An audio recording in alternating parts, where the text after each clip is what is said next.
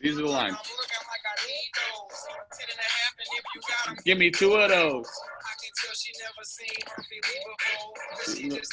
She's just standing there as if I'm shooting free throws. I only want to buy shoes, especially in them white and blues. Sound nice. Make it twice. And then make it real nice. I just know how I do.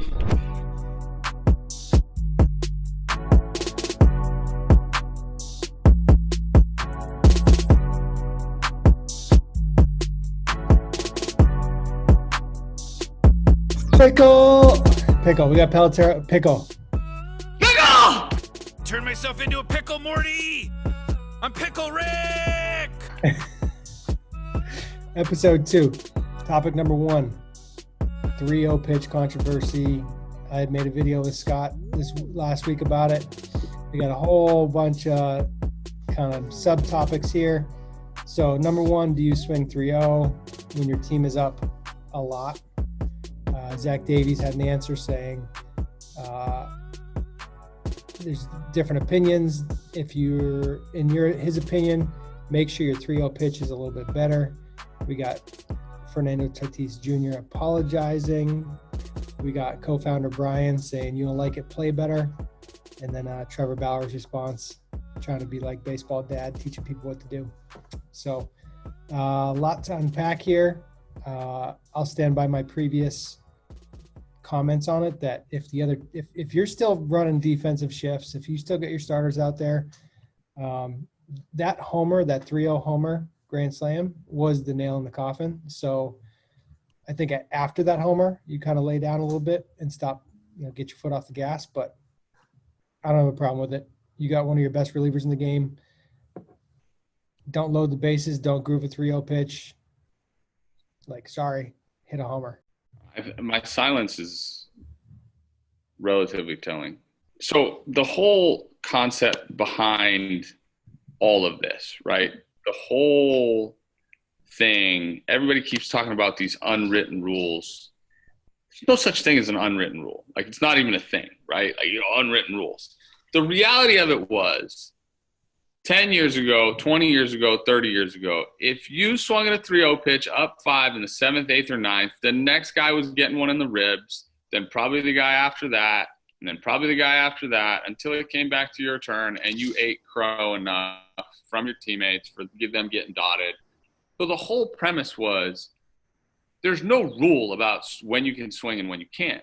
The difference was that for 120 years, baseball policed itself, right?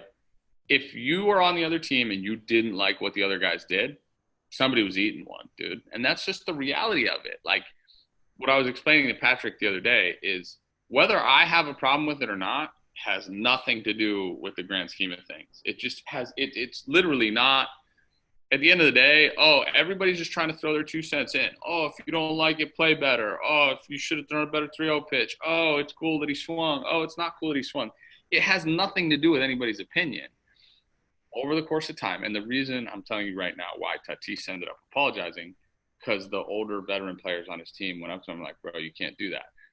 General rule of thumb, from a guy who's played at a high level, not saying I know everything, up by 5, 7th inning or later, shut everything down. People are saying, if you're putting on a shift. Dude, if somebody's putting on a shift, that's just how they play you all the time. So, whatever. That's not making it any easier or harder to get hit if you can hit. And I got relatively pissed off the other day because everybody's like, the definitions of respect and all this crap. Dude, if you're nobody's putting themselves in the situation of game 57 of the year, it's the 7th inning, the innings are grinding on. And from my point of view, and I'm not saying Fernando Tatis is a selfish dude, but if you're swinging there, you're worried about you. And people can make the argument that says, if you're worried about you, you're worried about the team. That's great, dude. Somebody's going to get one thrown behind them like Machado did. And I think behind you is not a good enough, hey, I'm not happy with what you did. So there's 120 years of tradition that exists, leading up to now 150 years of tradition, whatever you want to call it. Baseball was 18, whatever. I don't even know. So if we're just going to take all that tradition and throw it out the window because we're redefining what respect is and over the course of time, like then you're literally throwing away the tradition of the game. And that's fine. Like the rules say what they say, and now you can do whatever you want. But I'll tell you what, if I was on Tatis's team, I probably would have let him know like he shouldn't have done that. If I was on the Rangers team, I probably would have been pretty pissed off that he did it. So like the only two people that really matter, or the only two groups of people that matter, are the Rangers and the Padres. And everybody else can take their opinion and go shove it up somebody's, you know what. I'm done. I don't want to talk about it anymore. Yeah, I just my 2 cents, my little add on there is the game is so different now. The way bullpens work, you know, historically you got starters out there much longer. You don't have specialty pitchers coming in every other batter, match up this, match up that. So the game is different now from so many different perspectives. 7 runs that late in the game, if you've never played a long season like that, if you don't understand bullpens, if you don't understand like wear and tear on the season, there's a lot of consideration there that most people on Twitter have no perspective on. Not zero. And everybody wants to talk about it like the individual moment itself, or swinging on 3-0 is fine, never apologize. Like, dude, like you have no idea, like no people have no idea. And there's like, look, if somebody had just made the argument to me that it's a shorter season and you got to like ensure you're going to get your wins, but that wasn't the premise behind why the swing happened. The premise behind why the swing happened is because he was trying to do damage, which is cool, dude. You're a great player. Swagasaurus Rex, like you wear your pants different and like you wear your helmet, like, you know, all that stuff. Like, and I'm not taking away from his skill set or his talent. He's young and he's been around the game. Like his dad was a longtime big leaguer. So like, I think there are things that he kind of knows there. And he, you know, in his interviews, like, I didn't know why people were upset, and I'll buy it. Like you're young. But this is part of like, I think what's happening in the game is there's less veterans in the game who are, when guys were coming up for a long, long time, the veterans were the ones that drove the narrative, right? The veterans were the ones that shaped the culture. Love that or hate that. Like, young people are just allowed to have more of an opinion now, which for a long time was not the case. And no offense to young people, like, because I'm still relatively young and I was young for a long time and I will be young for a long time the way I think. Because I'm not saying I'm like the old wise dude, but like the most valuable lessons that you can learn in life are from wisdom, are from older people, older generations, because they've lived the things that, you know, you're about to live. And I think the biggest problem in today's society is our young people don't do a very good job of listening to their older, wiser people. And again, I'm not saying I'm one of those. I'm still consider myself on the young end, even though I got this gray crap on my face. We're getting pretty old, man. We're getting old.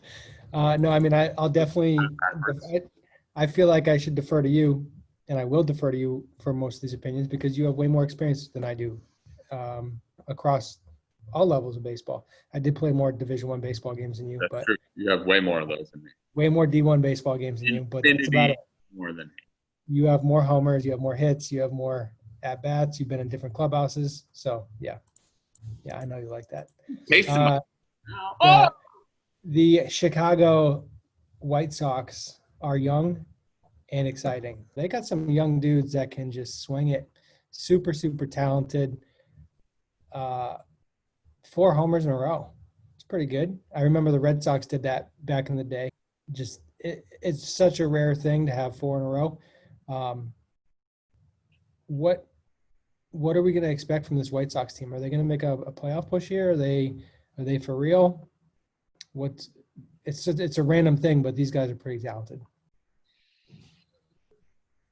Yeah, I think they're good at baseball. They just got a bunch of guys that are good at baseball, and I really don't – to say that they're young is, I think, just kind of a misconception. Jose Abreu is not young. Edwin Encarnacion is not young. Yasmani Grandal is not young. At this point, Juan Moncada is not young anymore either because he's been in the league for the better part of probably 5 years. To say that they're exciting is cool. I think they're pretty deep. And I think when you say like Eloy Jimenez, and Luis Robert are young. And Moncada's young age-wise, and Anderson's kind of young. But Luis Robert's probably like my favorite moves in the big leagues right now, if I had to say. I saw a video of Robert swing the other day. He's got like a little Puig early, but it's way tighter than Puig. Much better, yeah. The first time I saw him swing. So real quick, Robert is 23. Jimenez is 23. Moncada's 25. Tim Anderson? 27. Yeah. Madrigal, he's out though. Madrigal's probably 24. I think they're a pretty young team. They're pretty talented. They got a lot of like good vibes about them. That's my takeaway. Seems like they're having fun in the dugout. They have that veteran guy in Abreu. I think Abreu they were talking about like not bringing him back for a little bit, and Abreu's like, this is where I want to be. He's like he's a glue guy, man. And he's about as solid a producer as you could find. Like I would venture to say if you go look at his last, because his first year in the big leagues was 2014, right? 2014, age 27. His 162 average is 294 with 33 homers, 39 doubles, 111 RBI. His walk to strikeout ratio is about 1 to 4, Yeah. 1 to 3.5. But that's all right. I would say he hasn't hit. I'm straight guessing. He hasn't hit under 275, and he probably hasn't hit over 315. He's been in between that range. In 2018, he hit 265. Only 128 games. So I don't know if he was injured that season or what happened. Mm-hmm. His high batting average was 317. He's hitting 322 right now. Yeah, what's the Getty plus or minus? There's a 30-point range on each side of it. So if you're a 300 hitter, you can hit 330. You can hit 270. Like you're going to be in that 60-point window. Like whatever your career batting average is, realistically, you're in a 60-point window. And he's at 294 career, down to 265, up to 320. So that's right. That literally couldn't be more opposite in terms of a descriptor. But that, to me, that like defines guys that are consistent, right? That don't get affected by the sways and ups and downs of the game. Because in the year that you hit 265 or 275, like you feel lost. And this is what's relative to the player, right? Where if you're used to hitting like 280, 290, and this isn't even a topic, but I think it's worth talking about. If you're used to being a guy who hits 260, 270, 280, when you're hitting 250, you're okay. When you're hitting 240, you're like, When you're hitting 230, you feel like you suck. Now think about a guy that is used to hitting 300 or used to hitting 310, and now he's hitting 250. That guy's having a meltdown. Like I used to hear stories about Wade Boggs being 0 for 12, just straight losing his mind, like, oh my God, like panic. Like, and I get it. Like I've been there. So that whole dynamic is relative to who you normally are and how you deal with those emotions that come with it. But interesting. Let's see. His the lowest batting average season was his lowest batting average balls in play. Weird. Let me get to hard hit contact. His hard hit contact rate was not a career low in that same season. So you could chalk it up to being unlucky. Line drive percentage was higher than his career average. Ground balls, fly balls were like right on. Yeah. He went oppo the least that year. Lowest batting average, oppo least. That's weird. I've never talked about correlation to hitting the ball the opposite field, the batting average and the ability to get hits. I don't think I've ever said that out loud. It's pretty funny how when you hit the ball opposite field, it's almost like you're not even sacrificing your numbers. It's such a process-oriented thing to generate results long term. So if you sell out to pull side all the time, you're creating holes and you're creating these massive holes in your game just by not like taking your medicine. The dynamic that you create by allowing yourself to just have thought process about hitting the ball the other way and getting through the baseball. And it doesn't have to be a paradigm shift from, oh my God, I'm a pool guy and now I have to just try to start feeling my way to opposite field.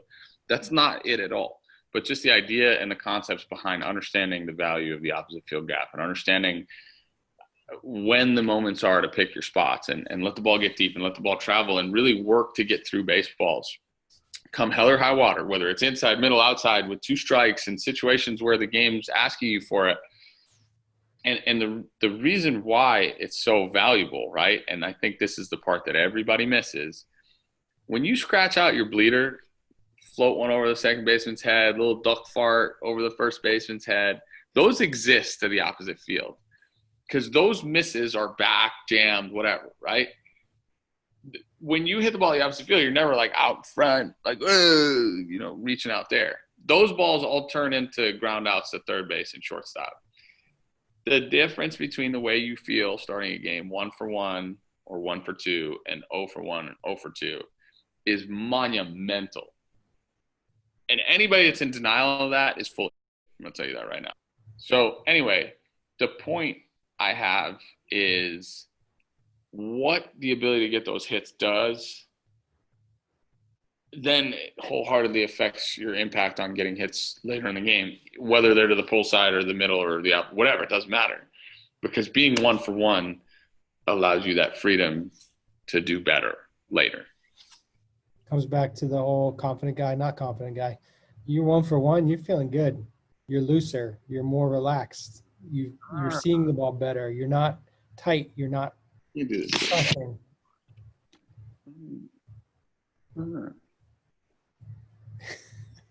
It's hard to listen now. I'm sorry. Next topic, and I'll lead off on this topic. Yeah, Manny Machado. Did you see this clip? Manny Machado catches the ball. I believe it was Joey Gallo that hit it. Yeah, Joey Gallo hit a ball down the right field line. I'm watching it live here. It gets probably a little jammed. The right fielder is like, I don't even know where he is. It's a fly ball down the right field line. I believe it would have been a fair ball. Manny Machado, third baseman, catches it about 300 feet away down the right field line. This is such an extreme example of the shift. So many people that are like batting averages, when they do like the crazy font, like caps, no caps. Johnny Bench. Like, ooh, batting average is down. Manny Machado making a play down the right field line 300 feet away is crazy. We used to play a game in Nashua called Best Game Ever, where the defense, we'd have 4 outfielders, and your job was you had to hit the ball to the outfield grass. If it hit the outfield grass in the air, you got a point. If it was caught or if it didn't get to the outfield in the air, it was an out. You got three outs per time of bat. And it was really fun because the defense could do whatever they wanted. There's no formal rules on where you had to play. There was no instructions. It was just read the hitter, understand who's hitting, and play. So, like, why doesn't Gallo just take his base hits to left? Yeah. How many times – here's a question. How many times would Gallo need to hit a base hit to the left side before the shift got taken away? That's the question. How many times would that need to happen? Like, guys are, I don't like the shift. Then get a hit a game through that shift. And then people will make the argument, well, it's taken away from my ability to hit homers, But that will go, again, case in point to the argument we just made is like, if you're 1 for 1 to start a game. And, oh, by the way, if they have a shift on like that, you can bunt for a double just without, like, very easily bunt for a double. So if the idea is to get on second base, like, you don't have to hit it to the moon to do that. And people that want to make the OPS and slugging percentage argument, Robinson Cano bunted for a double at Fenway Park 15 years ago or 10 years ago or whatever it was. It's not hard. Literally just push bunt hard, like down the third base line. And I guess it wouldn't be called that. Yeah. Do you think there should ever be a point in time in this game where shifts are limited or restricted? No. If offense – it's weird because offense is like it's down in terms of batting average but not down in terms of runs scored per game, not significantly. I think runs scored per game is similar. But the the brand of baseball, I think, is not great right now in terms of like balls being put in play.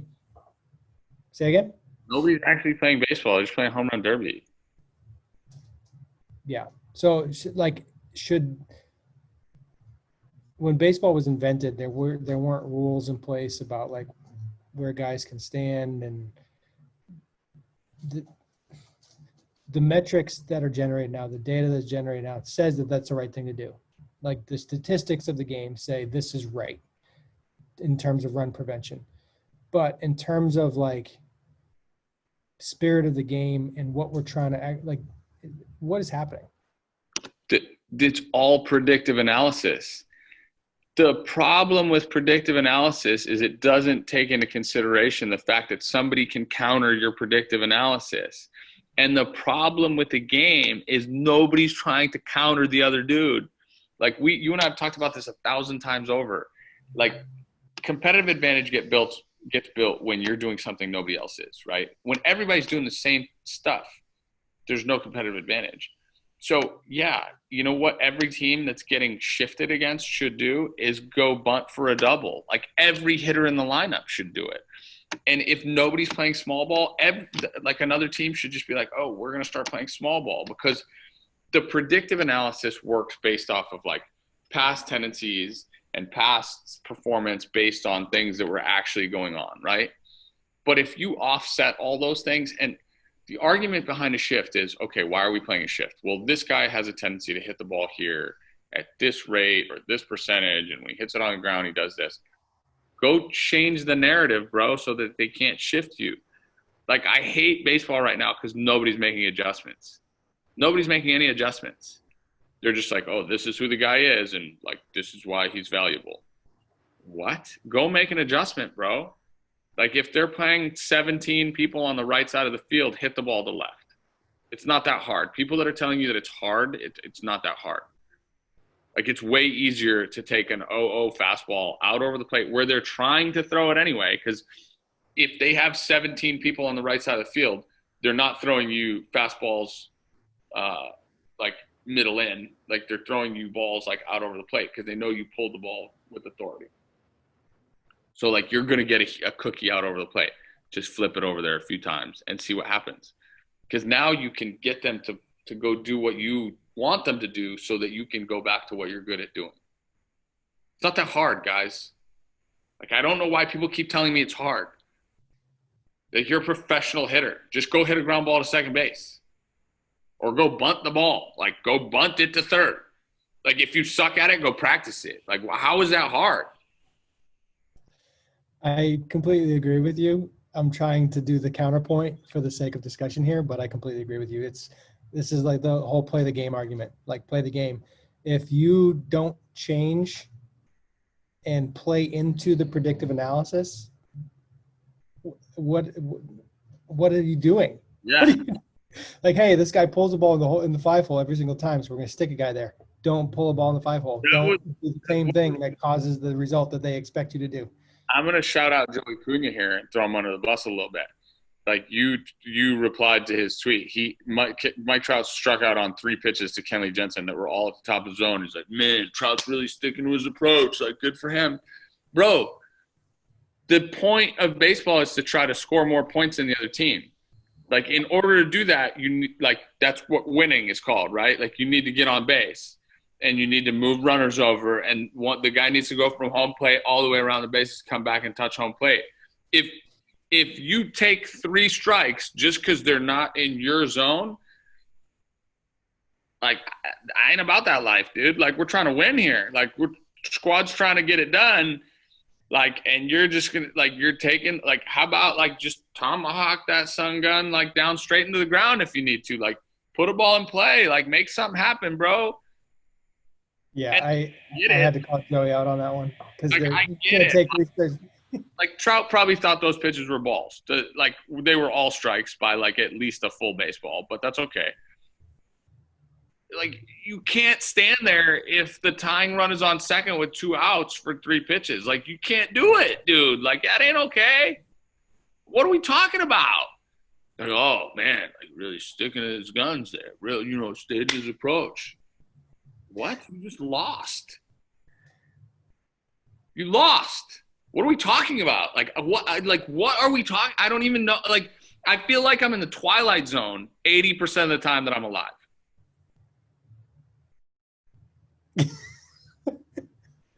Next topic. David Fletcher. Crazy pitch selection. There's a 1-2 pitch. Pitch is like literally over his head. Literally over his head. There's literally nothing in this world that you cannot do. This is like the counterpoint to what you were just talking about. This is a dude that's figuring out how to get it done. Funny that he's on Trout's team. This pitch is way up high, puts it in play, gets a hit. Not super repeatable. Maybe for him it is. People are making a huge deal about this. I don't necessarily think that it deserves like a big deal. Like, okay, so he's probably protecting his fastball up. He saw a fastball up. He was mentally prepared for it, so he swung and he hit it. Yeah. Next, so people like thought this was awesome, but I guess it's to me this is just baseball. Yeah. He played baseball. Joe Madden had a quote about Fletcher the other day that was like something like he's what a baseball player is supposed to look like, which is really cool that there are still people that actually like acknowledge and recognize that like baseball players got a baseball and not just like metric or athlete. It's like a video game. Build your own athlete now. Yeah. I mean, Fletcher is impressive because like you put him in like he's the guy that like defines what the jack of all trades, be able to put at any position was supposed to be like, because he goes to shortstop and he'll make some elite plays at shortstop. Then he can go to third and make really good plays at third. And he can go to second and make really good plays at second. So he has the capability of doing all those things well. And not to mention, he's going to hit 300 and get on base at probably a 360, 370, 380 clip, whatever it is. Never going to hit the ball out of the ballpark, but that's a championship player, bro. That is what championships are built around. Because that dude is going to do whatever it takes to win on any given night, period. End of story. There's no counter argument. There's no like, hey, this metric this. Like, no, that dude is going to figure out how to beat you every night. He's winning pork chop tests against people day in and day out. Period. Explain the pork chop test. What's the pork chop test? The pork chop test, Kevin Pillar was my teammate in Toronto, obviously. And Kevin's a pork chop guy too. Not like he likes pork chops. He's a pork chop test winner. So I asked our GM at the time, I said, so what, finally convinced you to go with KP? Because like there had been so much talk about, other guys or whatever. And he goes, I just finally realized like he would win the pork chop test. And I was like, what are you talking about? Like he would have a cooking show like that he would win at. And that's why you're going to play him in center field. Like, I don't get it. And he was like, no, if you put two dudes in a room, if you put two dogs in a room, like they're going to go after a pork chop, right? Like they're going to go after it, like figure out who's going to win it. Put two humans in a room, have the same contest. Who's going to win that pork chop test? He's like, I got Pilar winning that pork chop test against the other guy. I said, I got him winning it against most guys. I understand. And so like David Fletcher is going to win pork chop tests. And not to mention, he's probably like a really good dude. And he's probably like if you listen to the way he speaks and very humble, like he's going to be a great teammate. And because he's a great teammate and also a really good player, i.e. championship players, like those are the guys that define teams that can create championship atmosphere. Does that mean they're going to win the World Series? Probably not. But like, I'll tell you what, I'd take 25 of those guys and go take my chances with them. Last topic. You're going to have to help me out on this one because I have no context. Sean O'Malley. That's exactly what I said to Patrick. I was like, I know he's not going to know. Yeah. Who is Sean O'Malley and why is he a good loser? You got to explain the situation to me. The quote is, I'm going to be a world champion. He's going to be a journeyman. Yeah. I don't know what that means. And I just got this guy with like yellow dreads and not even dreads. You see yellow. Sean O'Malley's been around for a little while. He basically he's this really intriguing fighter, a ton of personality. He wears his hair about as ridiculous as he can. but really good fighter. Like he's got some tools. Like there's weapons in the tank there. You know what I mean? And he's crafty and clever and just a good fighter. So he's had some injury problems plaguing him the last 2 years, which haven't really allowed him to make this run up the UFC ladder. And he's coming back. He's like on his comeback tour, had like a huge win a few months ago. And now he's fighting a dude that he realistically, like the beginning of the fight was telling you like he was going to win this fight too. And in the middle of the fight, like just basically his ankle just went like completely wrenched, and it was one of the entry. And he kept trying to fight, right? But now you're literally fighting on one leg, and you could see it. And the other dude finally, like, you know, he wins the fight. He just gets him. So, you know, at this point, like, as a fan, you wanted to see the fight go differently, right? Like you're just like, man, that kind of sucks. And O'Malley then came out and proceeded to say what he said. So that's kind of, is that a sore loser thing to do or not? I don't know. I just got reminded as you were talking about that. So the whole concept of if you're going to talk trash after a fight, make it more about yourself and less about the other guy. Because pretty disrespectful to talk trash about a guy who you just lost to. That might be what he believes, but it's like a hitter being like, man, this pitcher sucks. And you're over. Yeah, after you struck out 3 times. Hey, remember when we played golf with Stroman? And he was so funny when he would chirp you because he would say something positive to you after a bad shot and something negative to you after a good shot. I can't remember. I remember you like tried to hit a 3-wood from like 350 yards out and you top it. You'd be like, yo, that was a good swing though. And then he would proceed to hit the only good 3-wood of his life in that moment in time. And there were so many times that I'd be like, am I chalking this up to like he's just literally doing it? It's like happening by coincidence that he's hitting a really good shot with the club that I just messed up, or like is there something to this where he wants to like win that? You know, we'll try to win that moment because he knows like he's not going to score better than you. I mean, there's something to it, I guess. Yeah, there's I would say some emotional intelligence in that, and an ability to pick spots to kind of poke fun at somebody in a lighthearted way versus just straight up talking trash and trying to demean somebody. There's a time and place for both. I know that much. Yeah. Sometimes you need to say your piece, but yeah, I think if calling somebody else a journeyman, like put up, like do it. Don't say This it. is the time where the whole if you don't like it, play better conversation can come into play. All I know about this guy, he's got some crazy hair, a lot of tattoos. We're in post-show territory now. So what do we got? Start one, bench one, cut one. This Juan Soto, Fernando Tatis, and Luis Robert. Wow. I'm cutting Robert. I don't even know what position he plays, so he's out. He's a center fielder that's 6'4" and 230 pounds and runs like the wind. And has the best swing in baseball, according to your other question, by the way. That's my favorite swing in baseball right now. He's cut. I'm cutting him. I'm probably keeping Fernando Tatis Jr. No, you have to either start one or bench one. Now you have to starting him. You're starting Tatis over Juan Soto? Yep.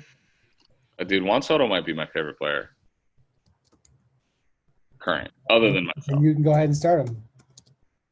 It's hard to start an outfielder Second over. Stats. So Tatis is a shortstop, right? Hits for average, has 12 homers in 100. He's 1 homer per 10 at bats. Juan Soto just came back.